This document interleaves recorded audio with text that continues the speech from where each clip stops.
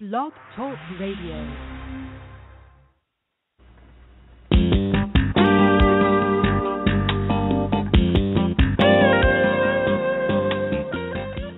Hello and welcome to The Powerful Patient. I'm Joyce Graff and I'm delighted to have you with me today.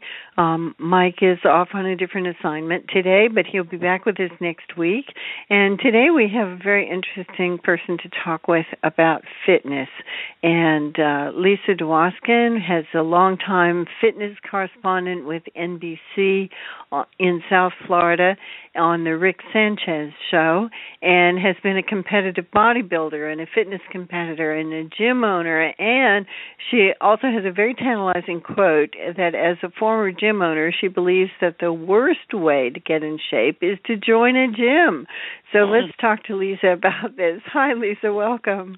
Hi. Thank you for having me. How are you? Yes. It's a pleasure. Thank you.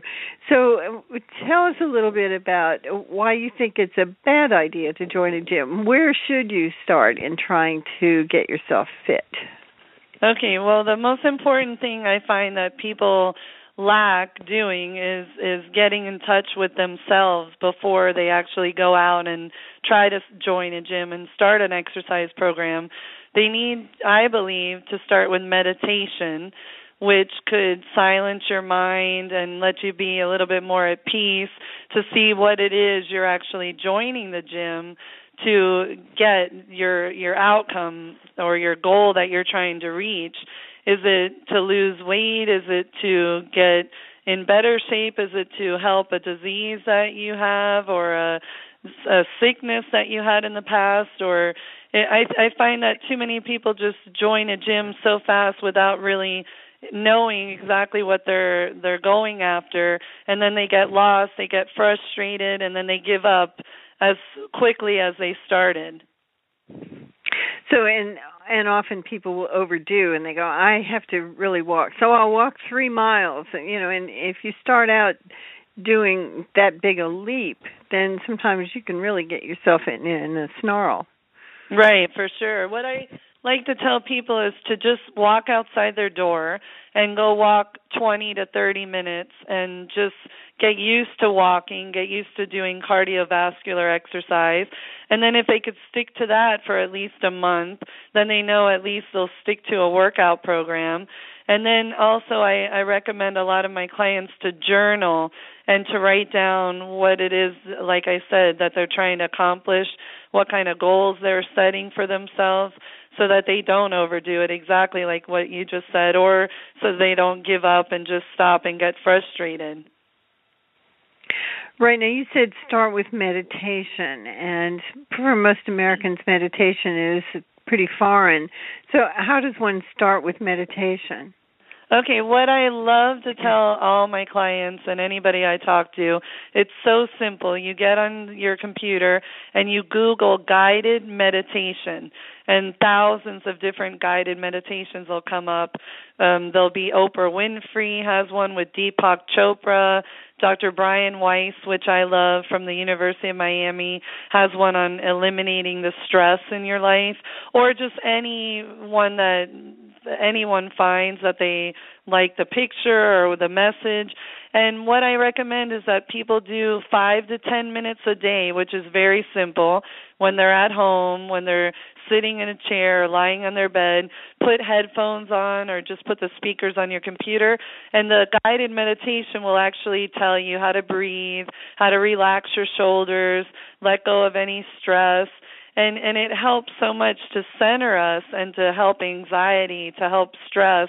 And it's so simple. After doing it 5 or 10 minutes a day, after a month of doing that, you'll find yourself being so much more peaceful. And then, of course, if people have more time, a couple days a week, if they could do 30 minutes, 60 minutes, also at night before they go to sleep, it helps with sleep. So it's very simple. Just hit guided meditation, and that'll walk you right through the exercise. Yeah, I just did that, and there's a number of audio programs and also a couple of YouTube videos that are out there. And as you say, the Deepak Chopra ones, or there are a number of mind-body clinics around. and it really stems from some work that was done in the 1970s and 80s to where we tried to learn how to control our breathing or control our heart rate just with training the mind. And it really does have a very deep impact on the body.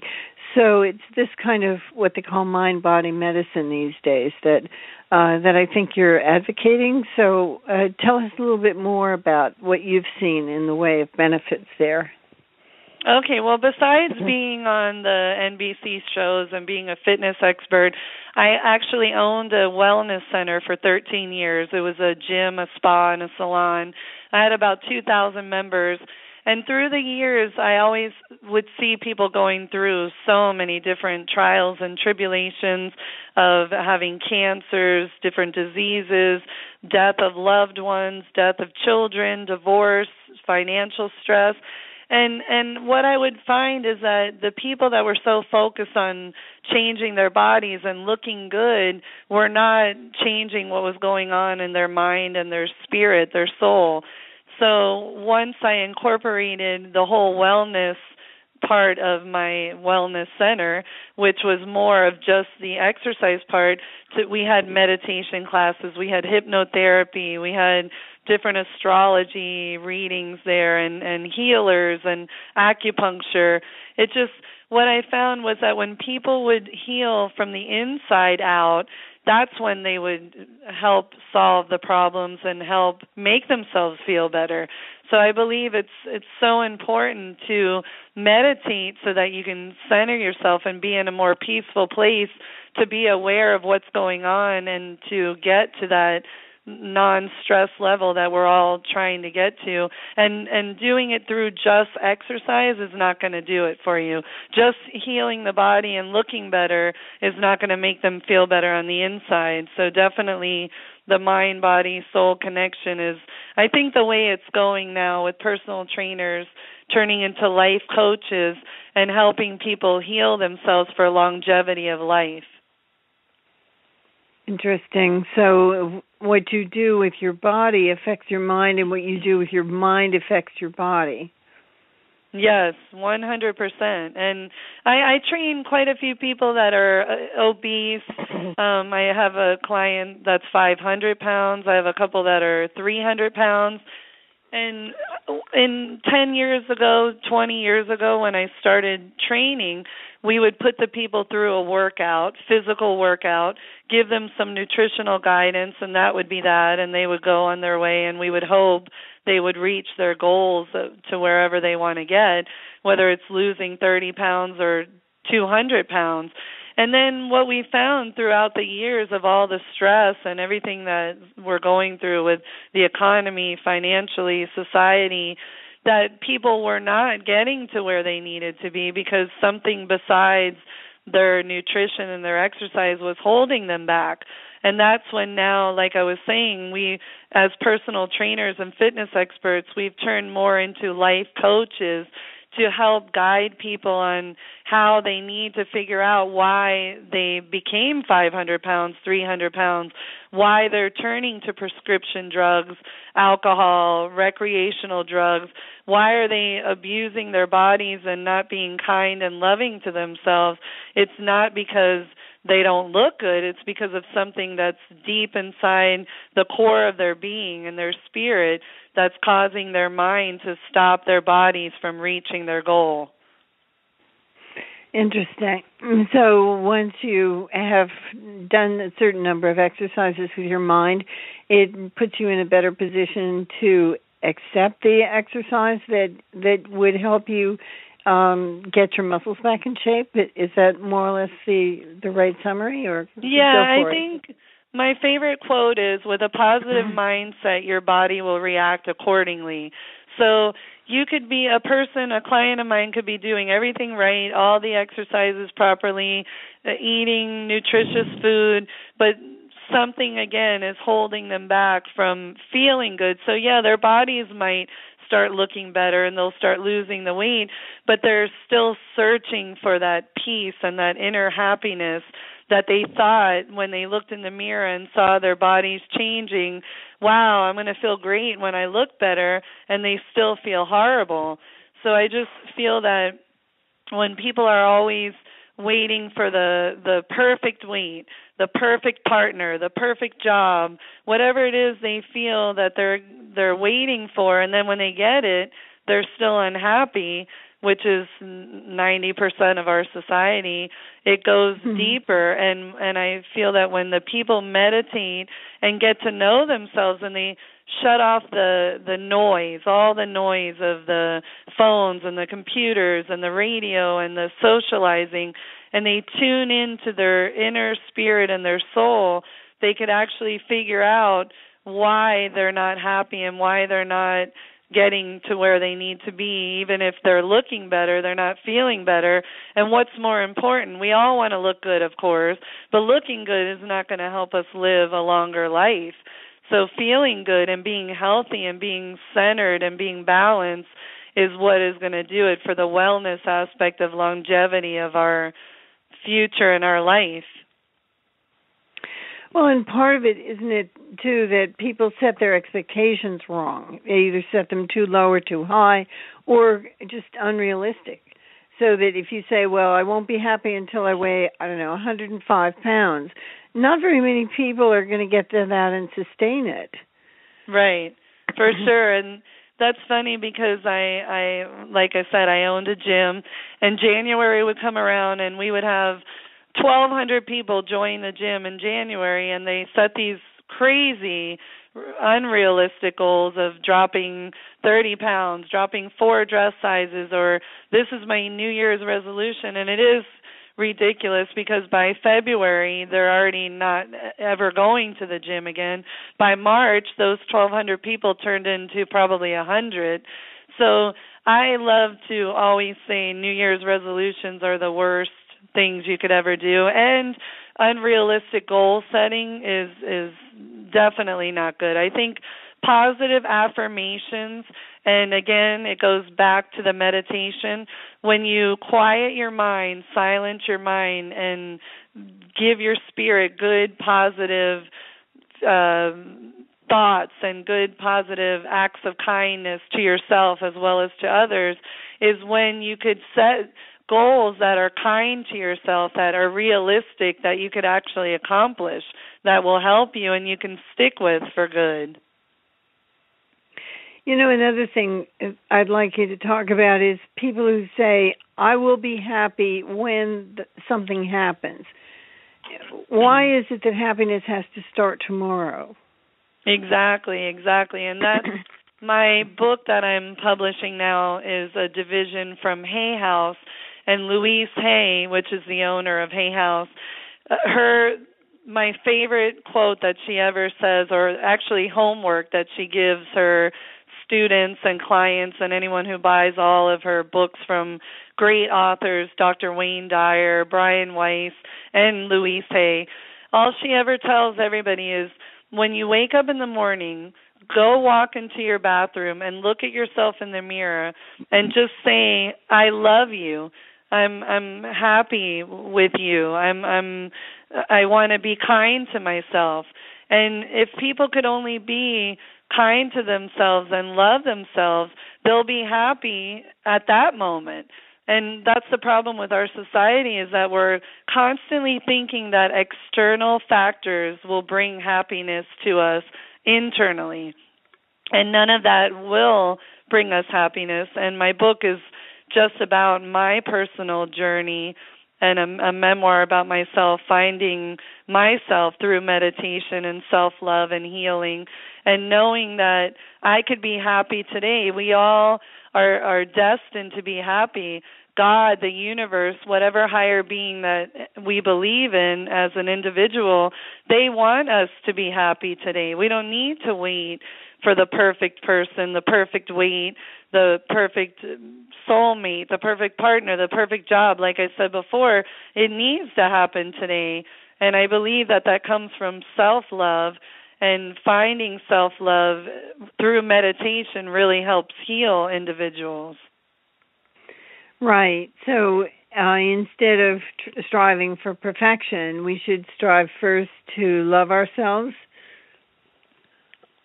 Yes, for sure. I have a degree in psychology from the University of Miami and also in exercise physiology. So I've been very lucky where I could train clients but also help their minds. And in the past, it hurt me a bit because as a psychologist, although I never went farther than my bachelor degree when I switched to exercise, I would always try to analyze my friends' problems, my clients' problems, and give them solutions to what to do about their problems. Then when I went on my path towards spiritual enlightenment of just letting go, letting God, letting the universe, taking it day by day, one step at a time, loving yourself, I realized that when people now come to me with their problems, every single person I talk to, I say the same exact thing, and it takes 1 minute or less. Be kind and loving to yourself. Accept yourself for exactly who you are at this exact moment. You are enough, and you are love. We all are love, and we all deserve to be happy. So instead of trying to fix a problem, search for an answer, find a solution, worry about the past, worry about the future, we need to be in the moment now and know that with self-love, self-worth, self-esteem, that all of us will be okay now just by being in the moment. So the first step then, if I understand you correctly, is that we should center ourselves, get to a place of peace and to a place of acceptance of who we are right now, and that is really enough. And we can strive to make changes in that, but that it's not about reaching some future perfection. It's really about understanding that who we are and what we are today is really all right just the way you are. Exactly. We're all beautiful beings, and I think that's what people don't believe in themselves. I think believing in themselves is enough. And also, when we wake up in the morning, in my book, I give homework assignments to inner happiness. And it's very simple. Wake up in the morning and, like I said, walk to the mirror, look at yourself, tell yourself you love yourself just the way that you are. And then when you go throughout your day, when you walk down the street, instead of thinking negative thoughts constantly, oh my God, I did this wrong, I did that wrong, how could this be happening? Yes, we all will have negative thoughts, and we all are human beings, but we need to fill those negative thoughts with positive thoughts. And when we see a stranger, smile at the stranger. If we see a homeless person, give them something. Do an act of kindness to others that'll also make you feel better.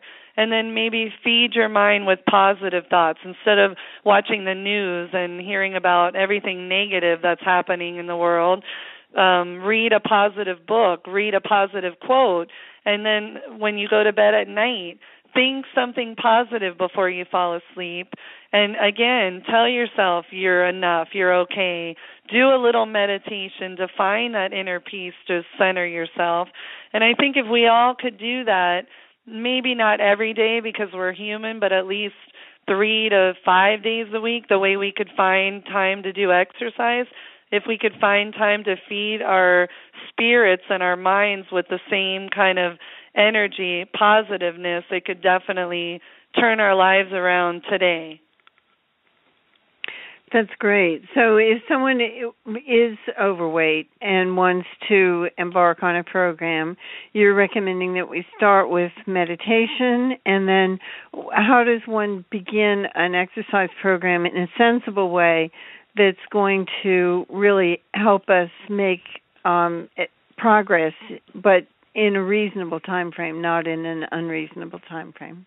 Okay, so a reasonable time frame, they say anyone can make a change in 90 days if they can stick to it. That's about the good time frame, 3 months. So what I do with my clients, whether they need to lose 10 pounds or 100 pounds, I first of all, sit them down, of course, see what kind of injuries they've had in their life, so I make sure they're not going to get hurt, which anyone out there listening who hires a trainer, make sure they have certifications and know what they're doing, because too many people are getting injured. And then what I do is I actually talk to the client, see what's going on with them, and I explain everything that we've been talking about. I put them through a 3-minute meditation that I'll walk them through. Close their eyes, take 3 deep breaths, relax your shoulders, and then I explain to them, this is how you can feel all the time. If you're having anxiety, close your eyes, take 3 long deep breaths, and it can actually bring that anxiety down. And then what I'll do is I'll tell them, I want you to immediately tonight start journaling. Every night write 1 minute to however long you want, what your goals are, what you want to accomplish in a reasonable time frame, like you said, with realistic goals. And then I put them through a workout, about 20 minutes.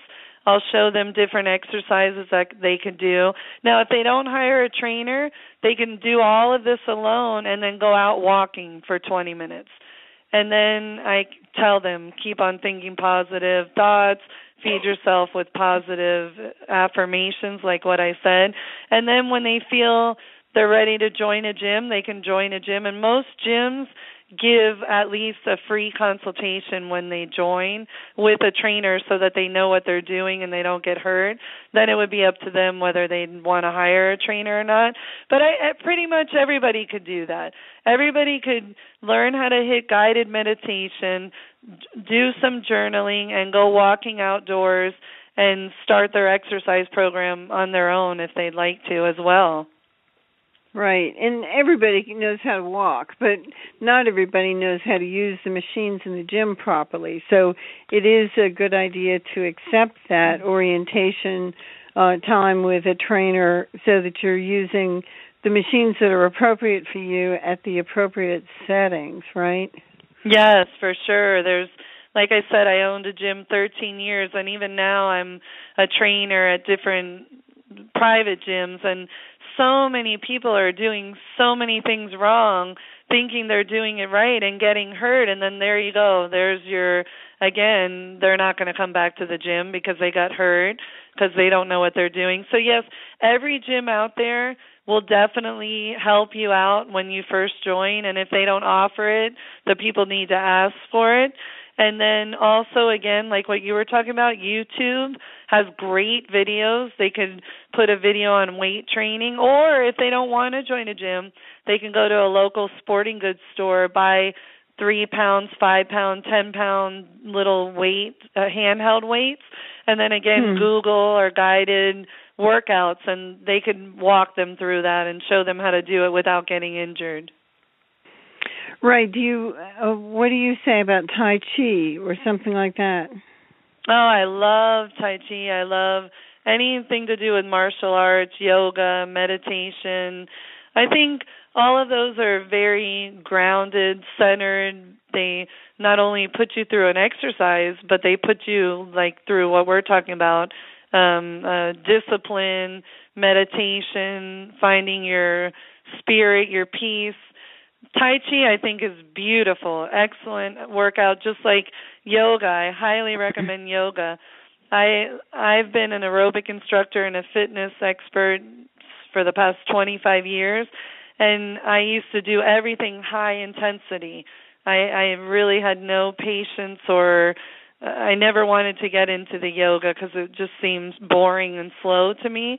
Then when I hit about 30, 35, I knew I needed something besides this high intensity, and I actually took a couple of Tai Chi classes and yoga, and I found it so peaceful because they do put you through a great workout, your core, you're working your abdominals, your lower back, your whole entire body, but you're also getting that spiritual side where you can center yourself and be at peace with yourself like meditation brings in yoga.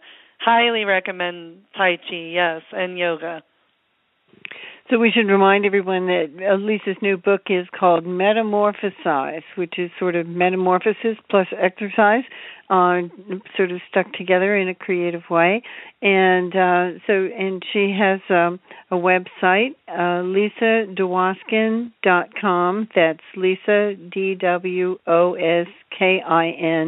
DWOSKIN.com. And you also have a Facebook page called Body by Lisa, right? Yes, Body by Lisa or BBLfitness.com. Aha, BBLfitness.com. So This sounds really good. Thank you, Lisa, for sharing this with us. Well, what else would you say is part of the unique value of the book that you have?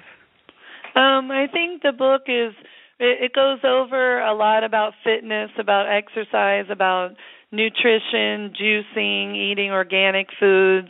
But the difference between my book and other fitness books is, again, for everyone out there who's listening to this show and thinking that they will find happiness in their future when they get that great job or they lose the weight or they find that perfect soulmate, which is 90% of our society, they need to buy my book to understand that those external factors are not going to help them. What is going to help them is finding inner happiness within themselves, finding peace, learning how to balance their mind, body, and spirit all as one and not focusing externally, just really looking within. That's what my message and my book is all about, and I hope you all buy it and enjoy it, and thank you so much for having me on your show. It's our pleasure, Lisa. Thank you so much. And again, it's LisaDwoskin.com, DWOSKIN, or BBL.com. No, I left out something. BBL Fitness. BBLfitness.com. Thank you. And Body by Lisa at Facebook. So thanks again, Lisa, very much for being with us. And I hope that everybody has enjoyed this and gained some insights into their own situation by listening to Lisa's description. And go check out Metamorphosize. So thanks, everybody, for being with us. And I hope that you'll be with us again next week. And meanwhile, be well and be a powerful patient. Take good care.